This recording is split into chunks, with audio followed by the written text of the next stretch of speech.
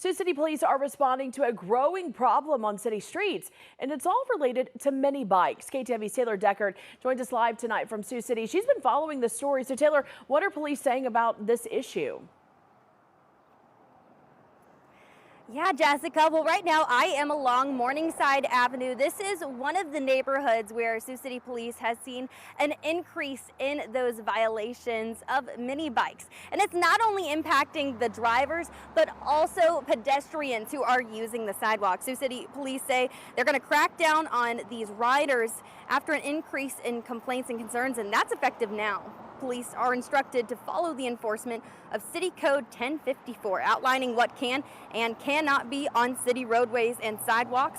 Officers are reporting an increase in complaints of mini bikes riding recklessly and carelessly through the streets, as well as on sidewalks and through city parks. It's an issue all over the city, but Officer Roberts pointed out Morningside and Hamilton Boulevard.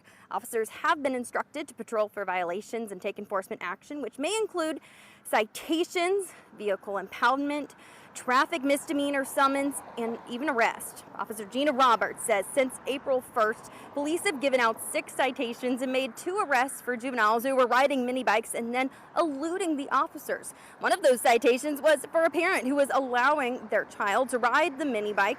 2 citations were a result of an accident that involved a mini bike and a car. Has not changed. It's always been this way. It's just that we're seeing an uptick in juveniles and some adults that are riding through the streets and causing a lot of chaos. We realize that there are some responsible people as well, but due to the uptick of the mini bikes being out in the public is why we have to crack down.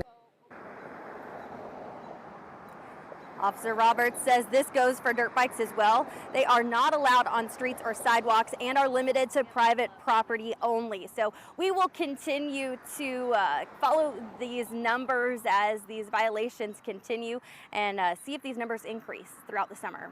Jessica?